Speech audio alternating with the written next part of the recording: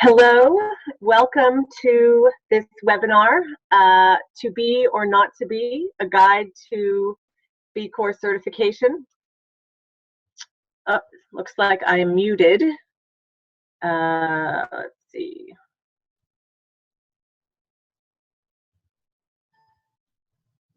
Can you hear me? You can hear me now? Okay, great. All right, hello.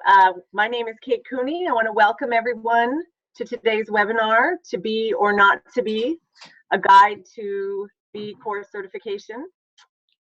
We are just waiting one more minute for Vincent Stanley to be joining us. And then we'll get here. Here he is. Okay. Hi, Vincent. Hi. Welcome. Thank you. All right. So we will go ahead and get started. We have an ambitious agenda and want to also leave lots of time for interaction with the webinar participants. Okay, so today's topic is a guide to B Corp certification. Joining me today, we have three distinguished panelists. Vincent Stanley, Director of Philosophy at Patagonia. Abigail Barnes, co-founder and CEO of Allergy, Amulet, and also author of the guide that we'll be talking about today. And Andy Fyfe from BLab. So Andy, I thought we would start with you. We're thinking together today about socially responsible companies, and these kind of companies have been with us for a long time, right?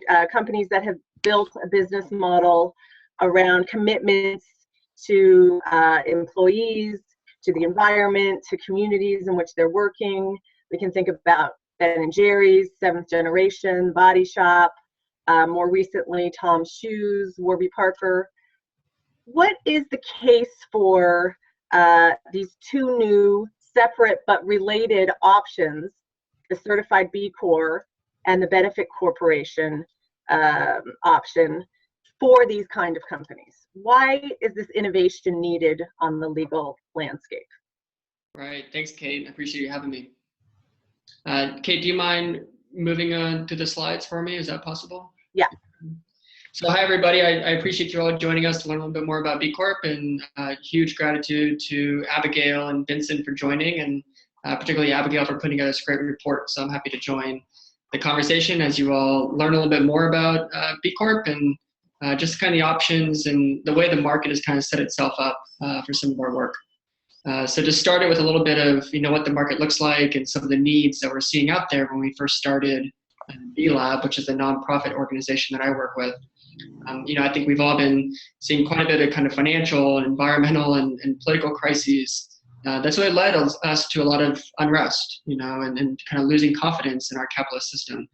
And so whether that's looking at the inequity of wealth that's out there, carbon in our atmosphere just being dangerously high.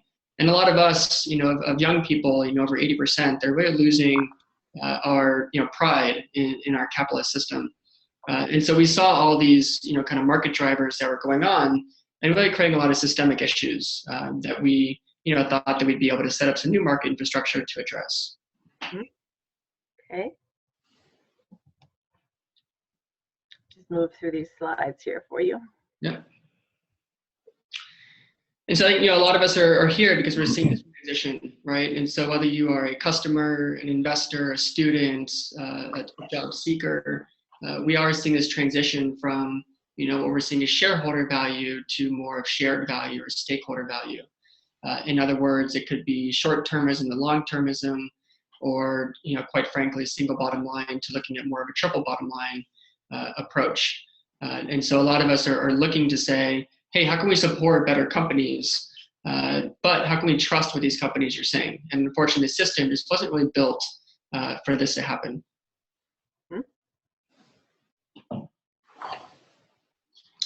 And so it requires systems change. And so when we first started BLab about 10 years ago, two of our founders actually started a company called And One Basketball.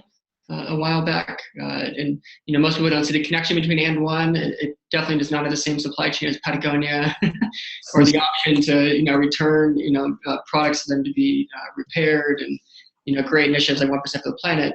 However, they did a lot of benefits for employees. They did have a pretty solid supply chain, and really gave back a lot in Pennsylvania, the school system. But the company grew to be pretty successful and was acquired. And when the company was acquired, it was very difficult for the company to kind of keep that integrity through that change. And so our founders walked away and said, how do we make sure that this doesn't happen again? We are not alone.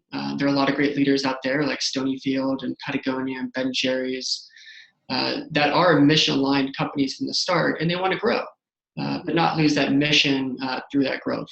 And so that's where we came across and said, well, we need to remove some impediments to allow these companies and these founders to scale their passion through that business. Mm-hmm. So there's a lot of leeway through the business judgment rule for companies to make these kind of investments in their employees or to the environment or to the suppliers. It's in the interest, long-range business interest of the company. There are certain moments in the growth of a company, for example, at acquisition or through an exit, where that business judgment rule can give way to a kind of maximization of shareholder value focus. And so the benefit corporation, both the certified B certification and the benefit corporation address that. Right. Yeah, we hope so. There's a lot of other ways that people are addressing it out there, and I'm sure some people on the call are wondering, well, what's the difference between B Corp and benefit corp? So hang tight. We're going to get into that soon, early, so we can start the rest of the conversation. And so that's where BLab came in. Is we set up a nonprofit hoping to serve a global movement of people using business as a force for good. And so we're looking beyond just the business community. How are we looking at the whole ecosystem of all different players that are hoping to see how can the private sector be used to really inspire more of a positive outlook on world business. Okay, so go ahead. Yeah, and so just just to kind of look at our structure is in order to address some of these systemic issues is that we need to build new infrastructure. And so a lot of us are kind of looking at what's our path. I'm not a business owner. Vincent is, I don't think investor looking at new companies. And maybe it's a procurement officer looking at supporting good companies for good contracts, maybe looking at minority women-owned businesses. And so the beginning of our work is thinking through how do we put together a set of standards so that people can start measuring the impact of their business. It could be a multinational supply chain, it could be a sole proprietor consultant, and it could be a new business you thought of last night and you want to start thinking through how to put it into place. And so with that, what we hope is that then that tool, beyond just being a means towards certifying, is a tool used by all businesses around the world just to act more like B Corps. And so we hope that that's an opportunity for people to think through more of a shared and durable prosperity and how they can lead towards that goal. Okay, so let's talk for a moment about the distinction between a certified B Corp and a benefit corporation. This is something where there tends to be a lot of confusion in the space, even among people who have these designations. Sometimes you hear people say, I'm not sure which one I am. Vincent, you've been you're a representative of a company that's investigated these options. And so, from when you're asked by other entrepreneurs, how do you explain the difference? What is the difference? How does that translate to a company? How do you think about the difference between these two categories? Yeah, they're very different. Even though BLab has actually been the force behind both developments, and the first development, of course, was the B Corp, and then the second was a legal movement a movement to create a legal category for B Corps. And what I think may be the most significant difference is that the standard is much higher for a B Corp than it is for a legal benefit corporation. So there are only 2,000 so far B Corps, but there are 4,000 benefit corporations incorporated in various jurisdictions. And we can get into later the origin of Patagonia becoming both a B Corp and a benefit corporation. Mm-hmm.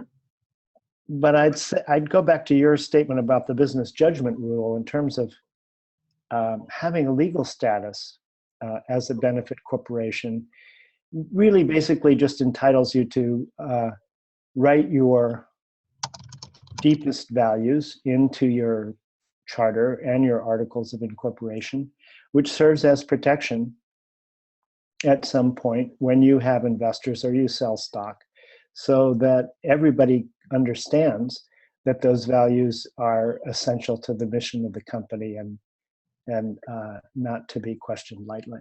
Mm-hmm. I don't know if that helps, but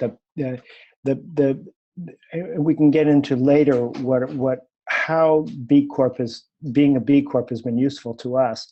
Yes. We were attracted initially to the idea. We jumped in when it became possible in California to become a legal benefit corporation, because we saw that as a way to protect the integrity of the company during succession and for the next 100 years. Mm-hmm.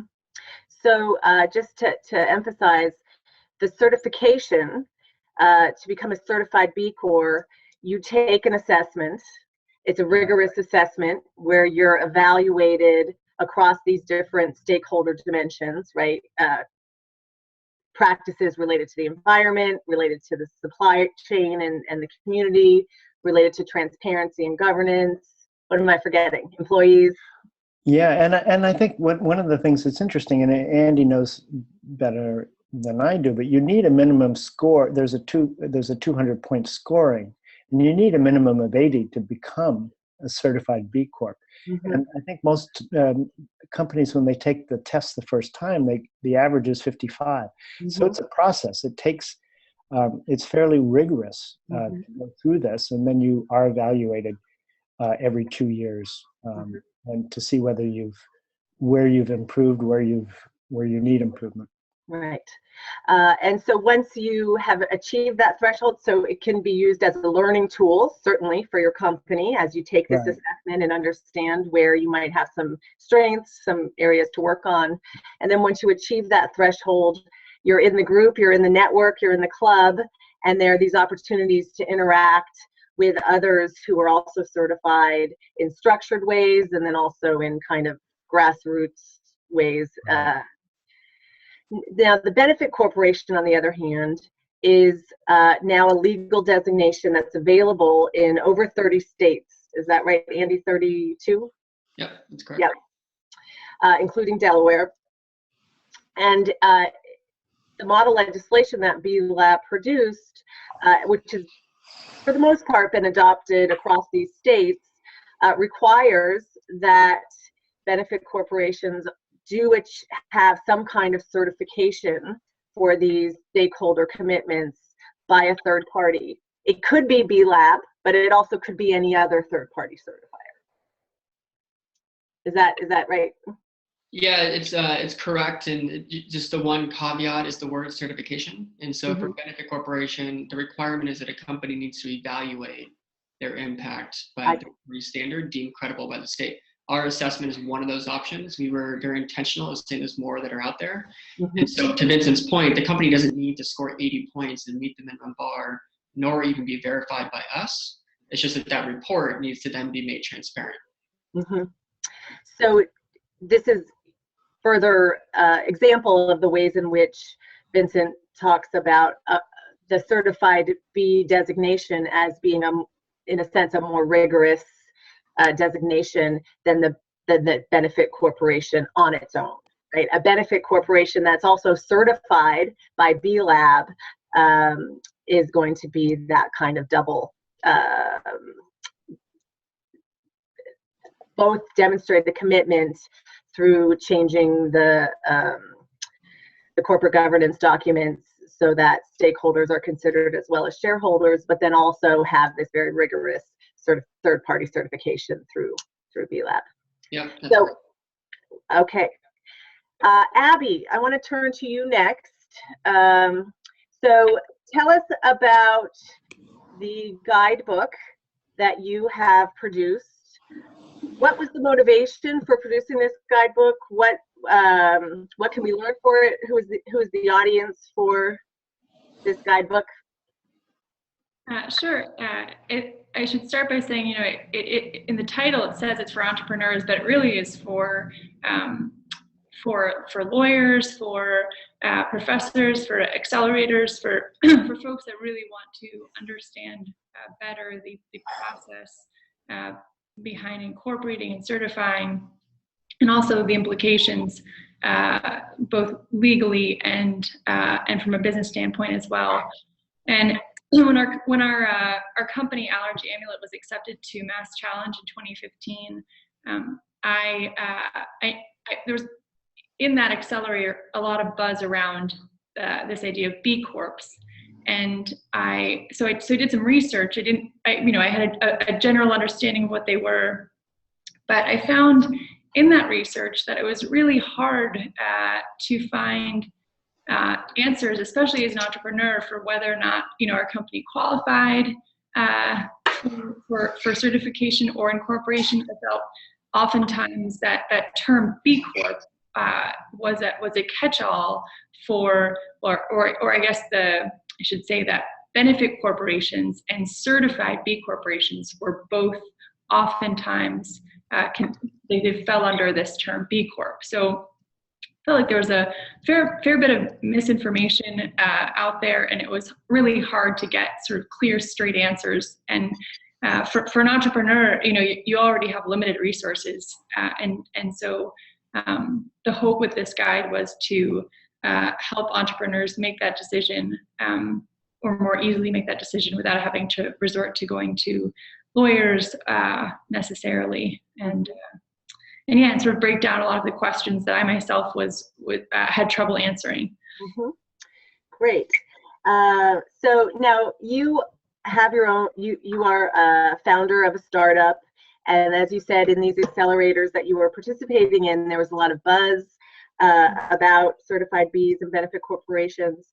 You wrote the guidebook, and also were making your own decision about whether or not to opt into either one of these designations. Can you talk about that decision-making process and where you are right now in terms of thinking about moving into this space? Sure, yeah, and what I found also in talking to lawyers and investors, some investors and board members, even within our own company, a lot of folks have heard the term B Corp, but don't really know much beyond that. And so there's definitely an education and a knowledge gap out there in the VC world, in the startup world, and so when we were looking at whether or not to become a benefit corporation or a certified B corporation, for us, it was simply, it was too early for certification for us.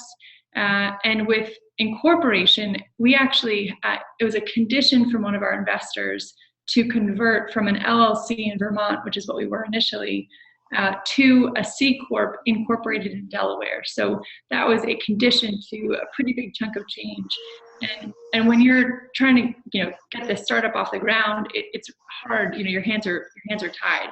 And I don't know that those investors now would be opposed necessarily to us having incorporated as a benefit corporation, but they just didn't. I even brought it up with them after the fact, and they just didn't really know what it was. Their attorneys weren't familiar with it, so it would add on additional costs, and it would be more time consuming. And so right now, at least, I think it's just not as common, and not many folks really know about them on the legal side, on the investor side, and so it just makes it harder for entrepreneurs to make their case to incorporate or certify. And so the hope is that with this guide, entrepreneurs can more easily make that case to their board, to investors, and lawyers can also better understand the process and the implications of incorporating. Mm-hmm. So there was a lot of excitement in the community, BLab community, when Delaware was one of those states that did pass benefit corporation legislation, and that was seen as a huge stamp of legitimacy for this new corporate option. But it's still early days, and there's still a lot of education required to, so all stakeholders are familiar with this. Vincent, let's hear some more about Patagonia's decision to move into this space. Yeah. You're an established company with well-known commitments to the environment. What is this? How does this add value? This is a big step. Tell us about that decision-making process from the Patagonia perspective. Yeah, I think when we first looked at the question of becoming a certified B Corp, because there was not yet a legal status in California, we looked at it and we thought, you know, we're doing all this stuff. We looked at the impact assessment, not that we were doing all this stuff, but we were doing quite a bit. We have a lot of independent verification of our practices in labor and chemicals for textiles. And we thought this will add something else that we have to think about, that we have to work on. And so, but we did get very interested when California made benefit corporations legal, and we thought this serves an important function for the company. And then we looked further into getting certified, and we decided to do both. And we became certified before we became a legal benefit corporation. And what I'd say now is that certification is more important to us than the legal status. That legal status will make a difference at key points, as you mentioned early on in the future of the company. But right now, there are two important things, I think. One is the impact assessment is a holistic evaluation of all of our practices toward our employees, our customers, the communities we engage in, and toward the natural world. And there's nothing else that we look at and that we also have independently verified that it looks in toto at the impact of the business. So it's really important for us. Mm-hmm. It also, we've now completed our third assessment, and it becomes more useful as time goes on because we have baseline figures, we have benchmarks, we know where we've improved, where we know where we need to improve. But the other great benefit is having a community of like-minded businesses. And this is where I think the B Corp community actually extends beyond benefit corporations and extends beyond certified B Corps to include anybody who looks at that assessment and takes it in good faith, applies it to their business, whether they're ready to become a B Corp or not, because everybody is looking at the same measurements of social and environmental impact.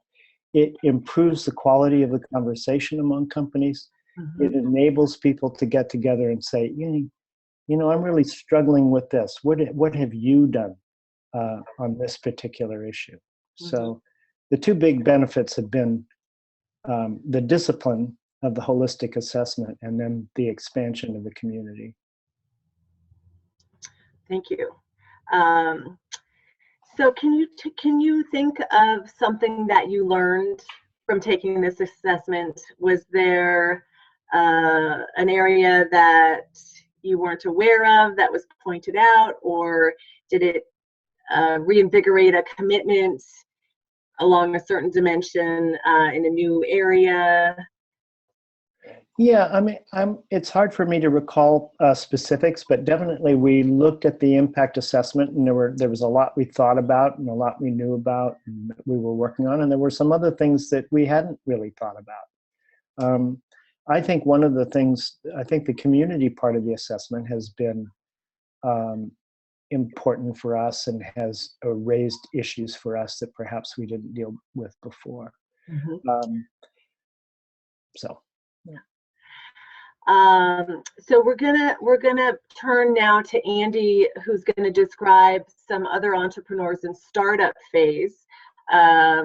like Abby, who did opt in to certification and talk about their experiences. But before we do, we have a question from the audience.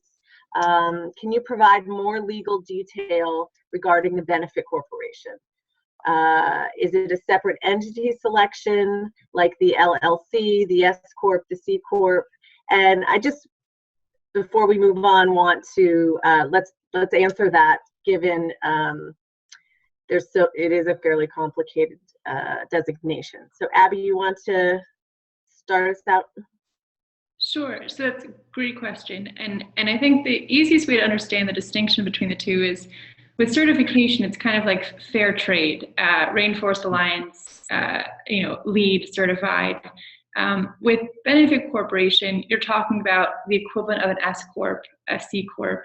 It's a legal entity. And so to the extent that you can protect your social mission from a legal standpoint, there are a handful of cases out there, mostly out of Delaware. There's one out of Michigan. A lot of them are very old. The two sort of leading cases that touch upon this issue, Unicol and Revlon, they're back from the 80s.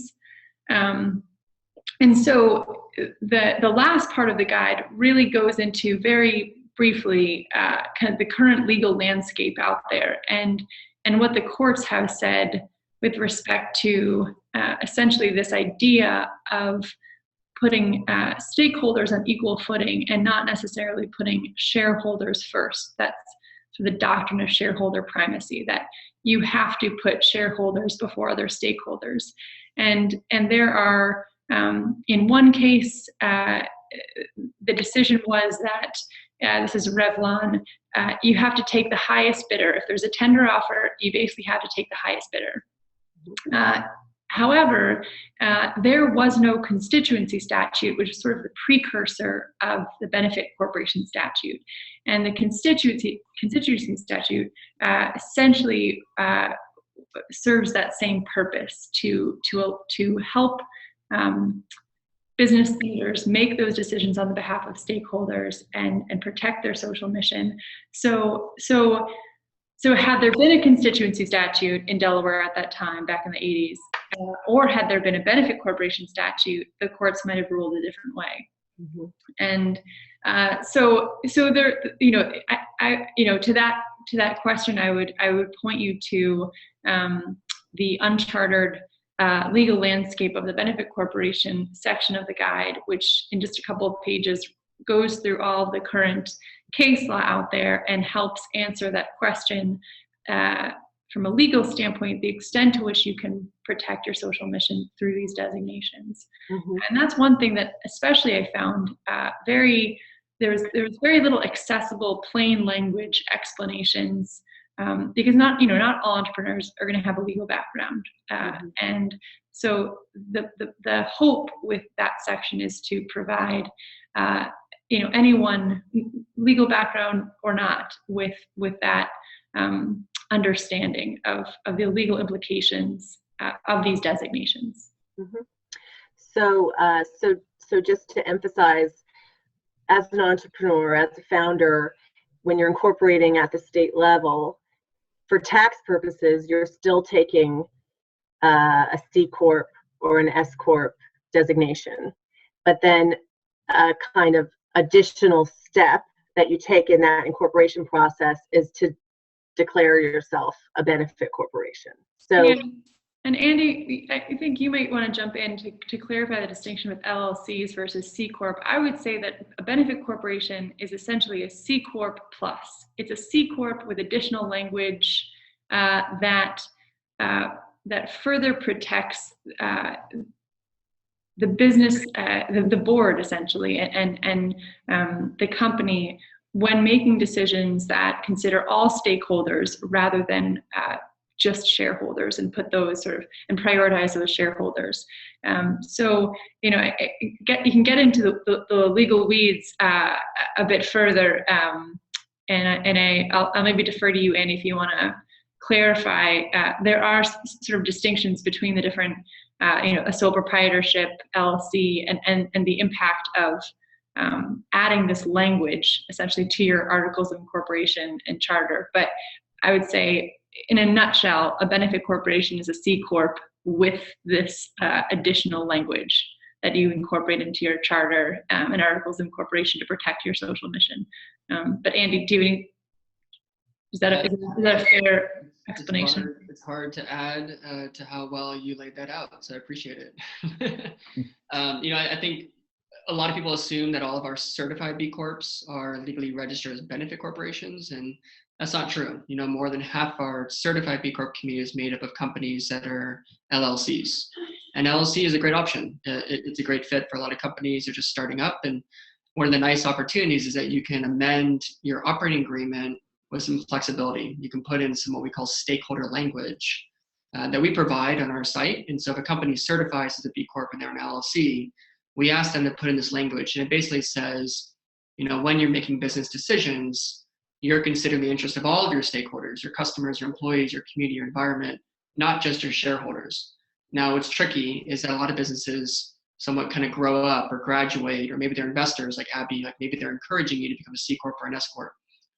Once you get to that point, it's very difficult to kind of maintain that flexibility to make amendments to your charter, particularly if there isn't what Abby talked about, constituency statute. And in Delaware and California, most notably, that's not available.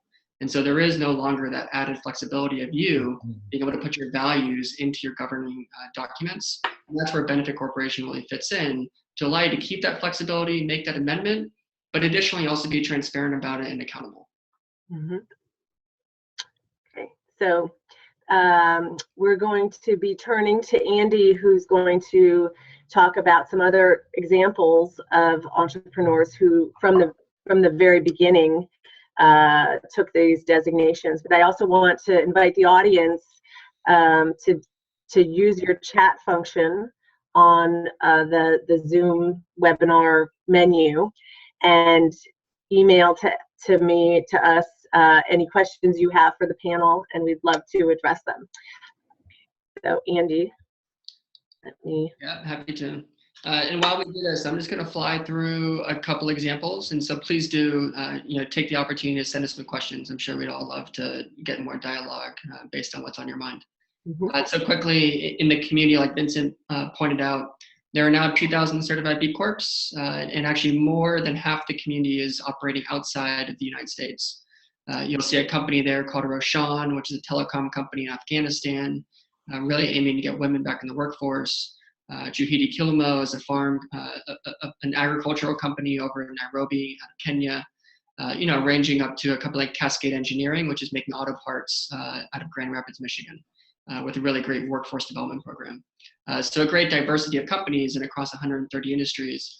Really that one unifying goal is how can these companies come together, to Vincent's point, as a community, and use that collective voice to really redefine success in business and hopefully inspire the next generation of entrepreneurs to follow suit in some way. Okay. And so I wanted to just kind of briefly go over two companies that we're excited about. To Abby's point, we have not been around very long. This is still something for investors to learn about. We have transitioned a little bit from passing legislation state by state to educating investors around the country about Benefit Corp. It's one thing now that's available. Now what we need to see is it being put to practice. And so this is a company called Dataworld. It's a software company really designed to enable people to use a lot of the data that's out there, to share data in a social network to solve problems. They were founded just a couple of years ago, and they've raised about 33 million. And that makes them actually one of the top 5 certified B Corps in terms of raising traditional capital through a couple rounds. Mm-hmm. So in their case, having that certification, and are they also a legal benefit corporation? They are. Yeah, they're registered as a benefit corp in Delaware. Mm-hmm. So this is a successful founder, entrepreneur. He's got other companies in his back pocket, and I think this was an opportunity of saying we really want to bake these values into our company in the very beginning, because they work with the government and other departments on using data. For example, they started something called the Anti-Defamation League, It's creating public open data like workspace to help understand and combat the rise of hate crimes around the U.S. That almost sounds like it's a nonprofit, right? And so Benefit Corp is a good way to kind of preserve that sanctity of what this company stands for, but allow them to scale and create that impact the way they want to. You had another example here. Sure. So just a splash of a few things when Dataworld raised this second round of funding. So you can take a look here, and then we can pass off the next company, which is also exciting and a fun one that I love talking about. So anytime you read about Cotopaxi, 50% chance you're going to see Patagonia brought up in that article. And Patagonia's been a huge beacon of inspiration for Davis Smith, who's their founder. This is a great company out of Salt Lake City, outdoor apparel, really looking deep in their supply chain and with refugees in Salt Lake City on kind of computer training skills. They immediately, as soon as they could, certified and became a Delaware Benefit Corporation again, and raised about $11 million through a few rounds of investment. Wow. And you can go to the next slide. Okay. Yeah, so just right here, and this is a good example of there is a stigma out there. Like, we're not saying it's easy to approach investors and bring up B Corp. It takes some conversation, like Abby pointed out. And time is very valuable as you're an entrepreneur. And we're not saying B Corp is right for everybody, but some of these companies actually do want to put it as part of the proposal. And I'd say one thing to think through is when we did go across the country and spoke to a lot of the top VCs, all the way up to CalPERS, to BlackRock, a very traditional capital that's out there. One thing that we learned from them, one, is that almost every top VC has a Benefit Corp in their portfolio, whether they're aware of it or not. And from those conversations, they said, hey, listen, just to be honest, you guys are new. This B Corp thing is pretty foreign to us. We're not necessarily attracted to the company because they are a B Corp or a Benefit Corp, but we're not deterred. And the reason why is that we're looking at strong governance, good leadership, and a strong business model. And putting aside all the sustainability conversations and equity of pay structure and solar panels on the roof, when you're looking at those three ingredients, B Corp is really there to kind of set those guardrails and preserve that governance in a way that's structured and not necessarily change the rules of the game of an SCorp or a C Corp. They saw it as a great way to almost like kind of build that kind of structure around the company. That's Okay, we have a question from Larry Yu. The B Corp certification process is a bit of a black box, and it's so far been described mostly in conceptual terms. Can you talk more about actual questions on that certification assessment and how someone would have to prepare starting the process? Vincent, do you want to talk about your company, Patagonia's experience preparing for that first assessment and some examples of some of the questions? Actually, it might be, I would deflect this to Abby because she's gone through this more recently and more directly. Yeah, Abby? Sure.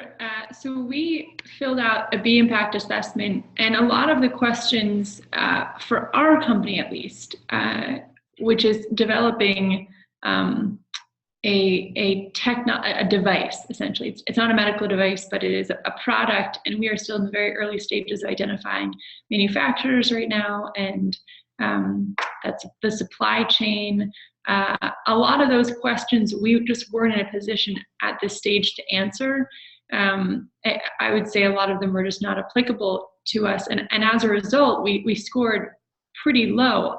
I would say that we, in many respects, operate, and the spirit of our company is that of a B Corp in many respects. I mean, we're looking at working with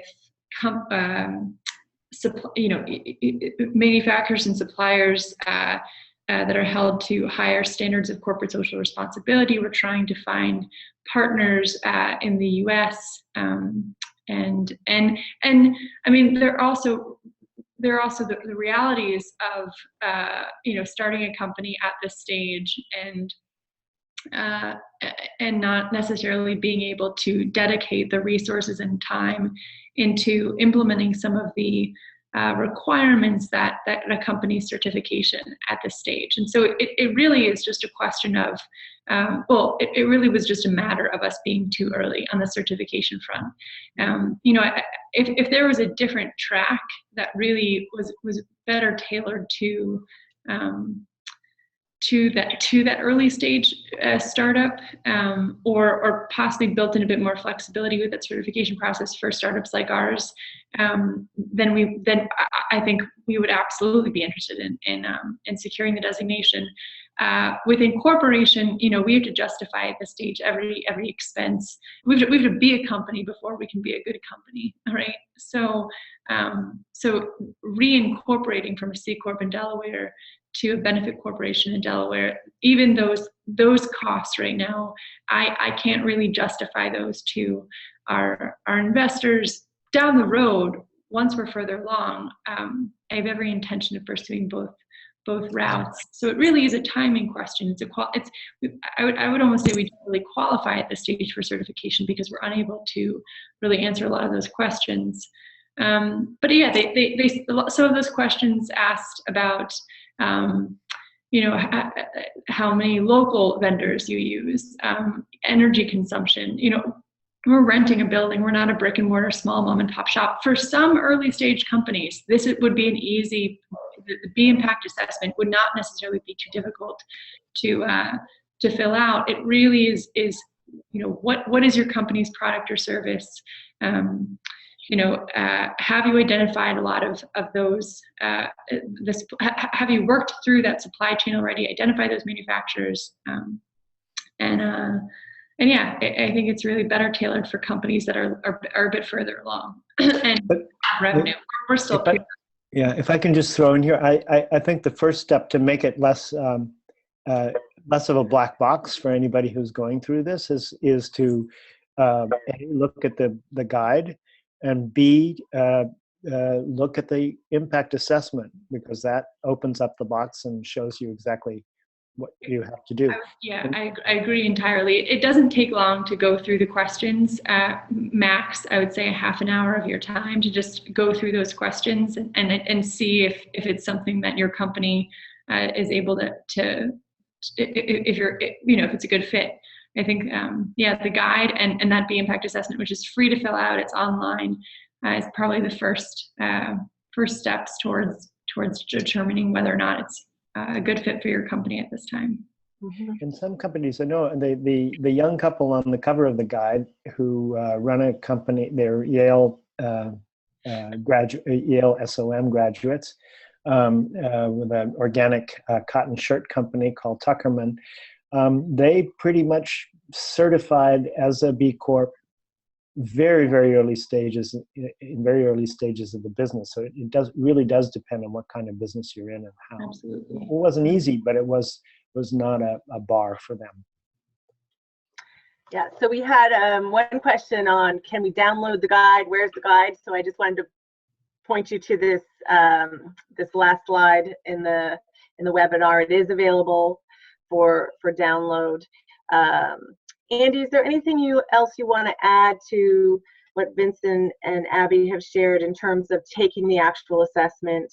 I know there are several different kinds of assessments, right? They're tailored to your industry, the size of your company, and I believe there has been some effort to do some work with startups, early stage. Can you talk about that in terms of specifics of the assessment? Sure. Yeah, it's a great question.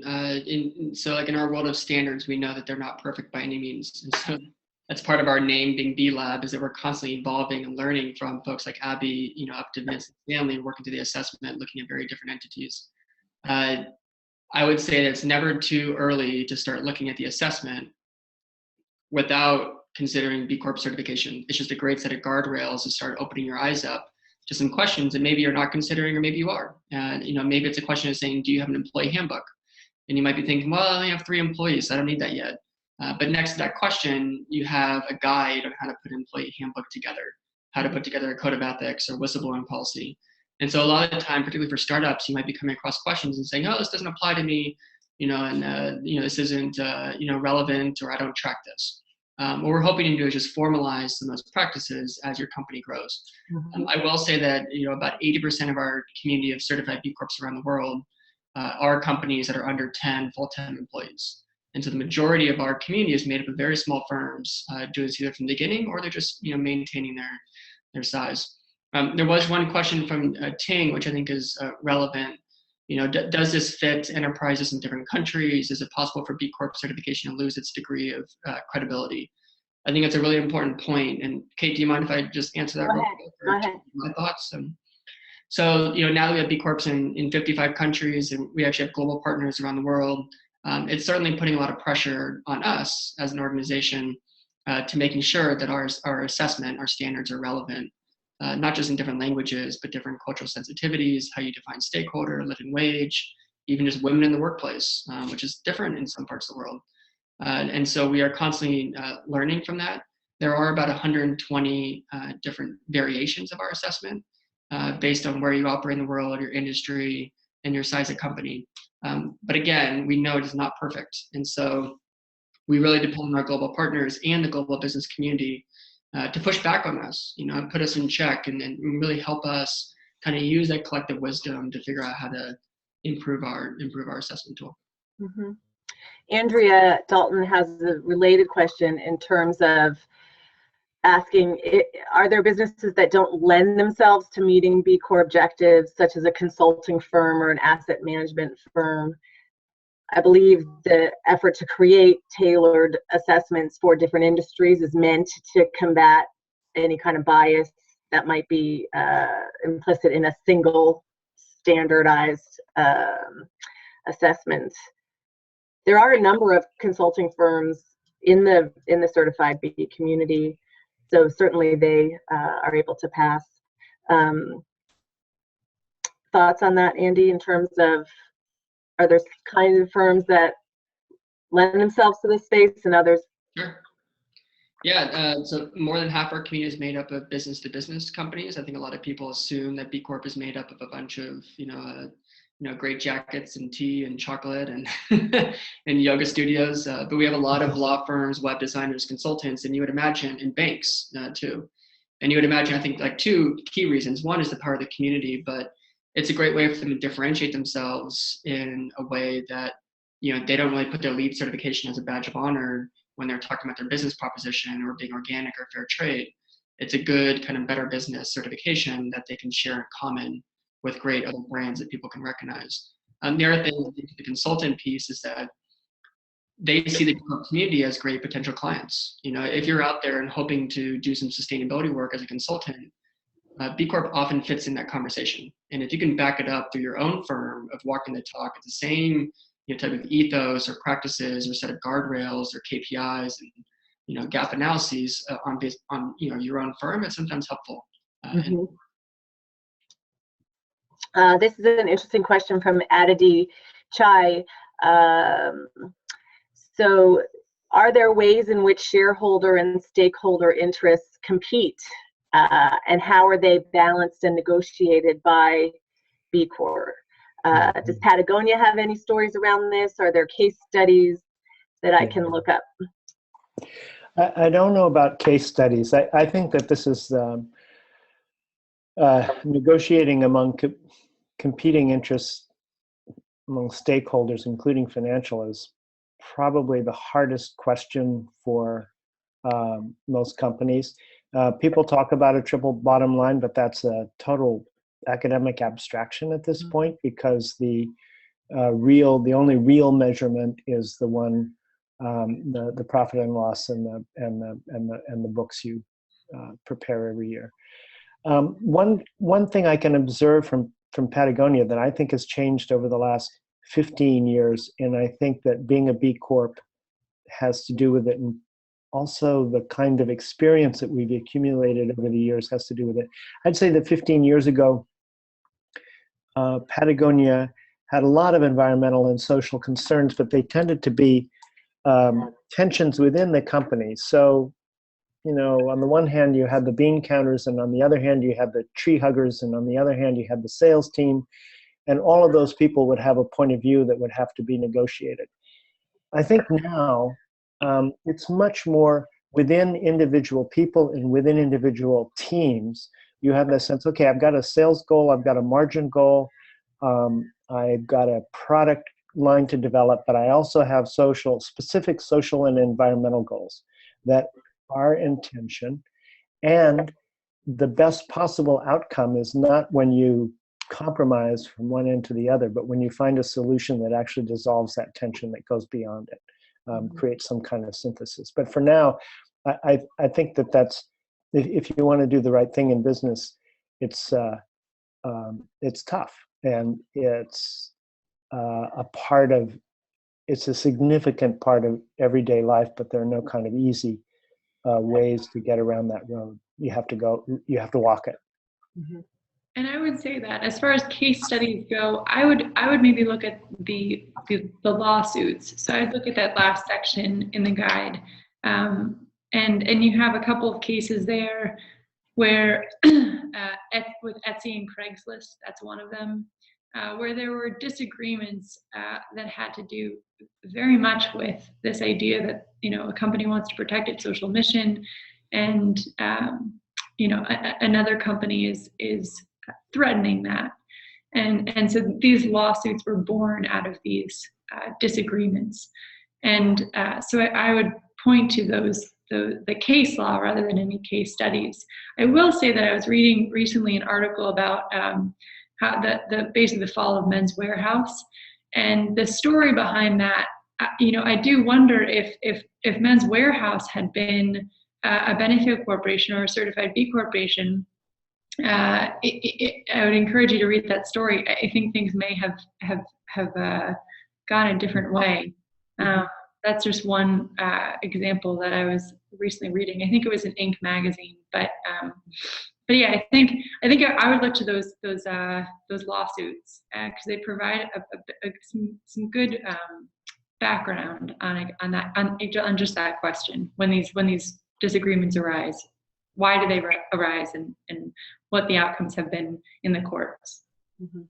And in both of those examples, you have situations occurring prior to benefit corporation legislation or firms that weren't in that category.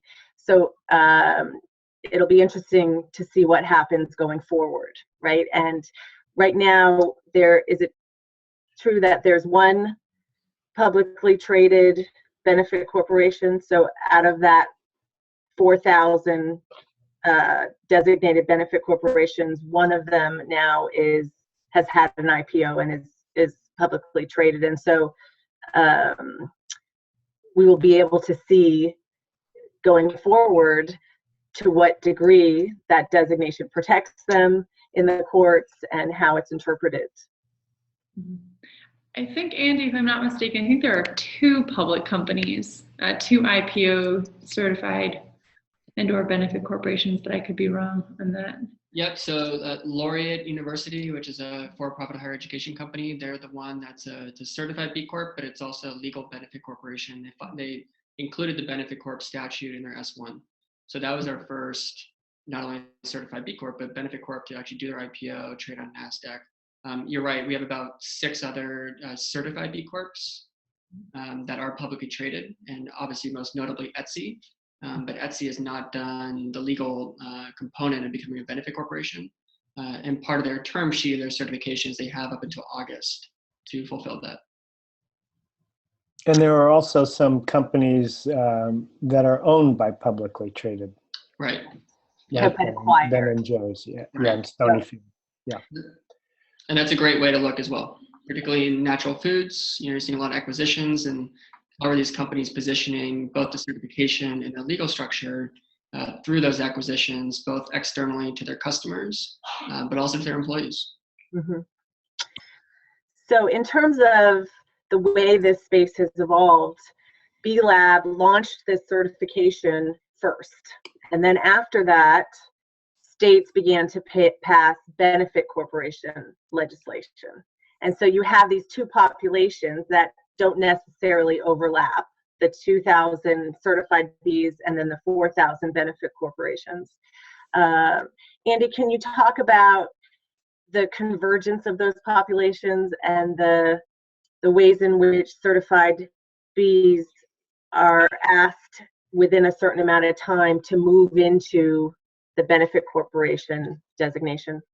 Sure. Yeah. So, there is overlap, and, probably just to make things more confusing in our final 5 minutes, if you are structured as a corporation, SCorp or C Corp, and you certify, depending on which state, just like Abby laid out, if you are in a state like Delaware, California, again, it doesn't allow you to make that amendment that we ask as part of certification. It's what makes the certification unique, but also makes it strong, is that it needs both parts. And so Etsy is a good example of that. They're a certified B Corp. They're registered in Delaware. So we have given them a time frame to actually adopt benefit corp status, or they're at risk of losing their certification. So out of the 1,000 certified B Corps in the US, about a third of those are registered as benefit corporations. The rest of them are structured as LLCs.